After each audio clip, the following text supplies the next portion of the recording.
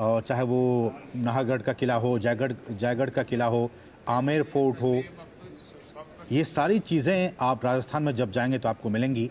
और उन्हीं में से ये एक जो टूरिस्ट प्लेस है, काफ़ी लोग यहाँ पे जाना पसंद करते हैं। हवा महल है जिसके लिए दूर दूर से देश विदेश के लोग यहाँ पे आते हैं और इसे भी वर्ल्ड हेरिटेज लिस्ट में शामिल किया गया है। और आप देख सकते हैं इन तस्वीरों में दोनों ही नेता और ख़ासकर प्रधानमंत्री नरेंद्र मोदी समझाते हुए कि किस तरह से हवा महल और इसका निर्माण और इसकी क्या कुछ खूबियाँ हैं। आपकी जानकारी के लिए बता दें कि इस हवा महल का निर्माण 1799 में जयपुर के कछवाहा शासक महाराजा सवाई प्रताप सिंह ने रॉयल सिटी पैलेस के विस्तार के रूप में किया था। और आज ये शहर के सबसे लोकप्रिय टूरिस्ट अट्रैक्शन में से एक है।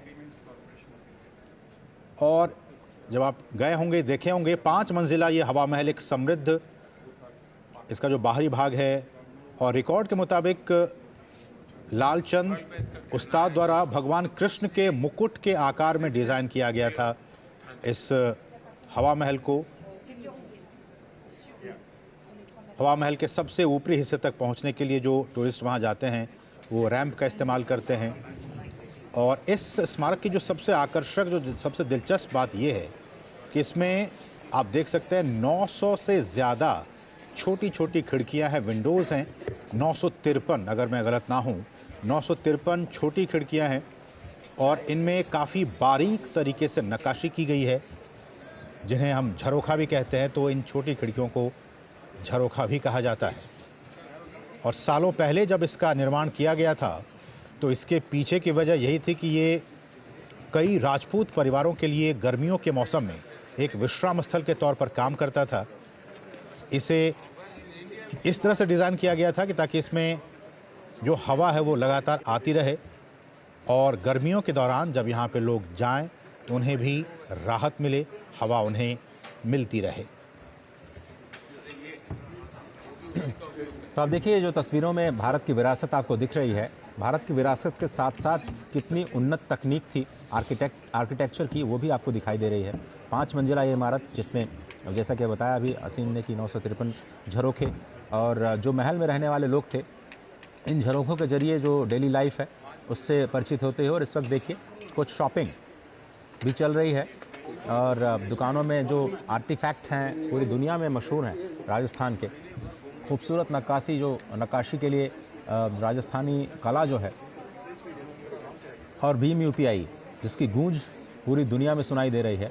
डिजिटल पब्लिक इंफ्रास्ट्रक्चर का एक नया मॉडल जो भारत ने पूरी दुनिया को दिया। 2 मॉडल इस वक्त काम कर रहे हैं पूरी दुनिया में।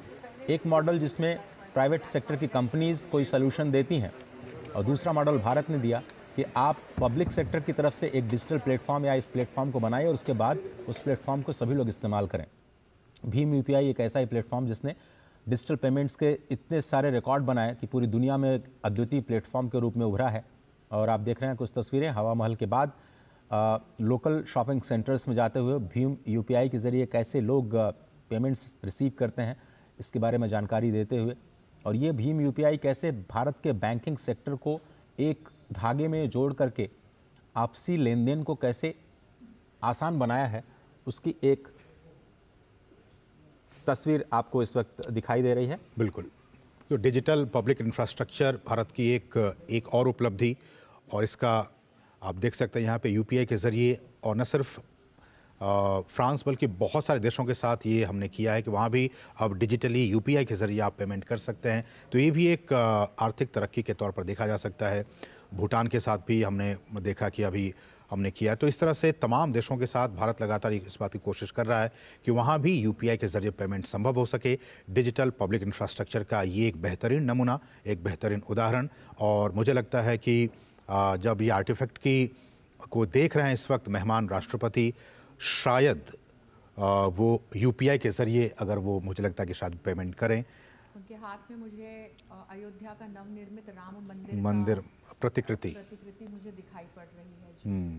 और भीम यूपीआई के बारे में प्रधानमंत्री मेहमान राष्ट्रपति को बताते हुए भारत की ये समृद्ध विरासत, सांस्कृतिक विरासत और उससे आगे बढ़ते हुए जिस एक ज़रिए से, जिस एक धागे से अभी पूरे भारत के लोग जुड़े हुए हैं, खासकर डिजिटली। हम जानते हैं कि लगातार बीते वर्षों के मुकाबले अभी कुछ डेटा आए थे, अजय बेहतर बता पाएंगे कि कई गुना वृद्धि हुई है बीते वर्षों के मुकाबले इस साल 2023 में और 2023 के आखिर तक में, कि करोड़ों की तादाद में ट्रांजैक्शंस हुए हैं अब भी यूपीआई के जरिए। 10 बिलियन का ट्रांजैक्शन हम हर महीने कर रहे हैं और ये रिकॉर्ड बनाया है हमने। और सिंगापुर के साथ हमने करार कर लिया है, कई सारे देशों के साथ और भी बातें चल रही हैं जिसमें हम यूपीआई को और ज़्यादा कनेक्ट करने की कोशिश कर रहे हैं। लेकिन इन तस्वीरों में आपको 3 चीज़ें स्पष्ट तौर पर दिखाई देती हैं। एक तो राजस्थान का आर्टिफैक्ट, वहाँ के जो छोटे छोटे एमएसएमई सेक्टर है वो किस तरह से अपने लाखों लोगों को रोजगार देता है। अब एक मंदिर की आप छोटी सी एक प्रतिकृति ही लीजिए जिसका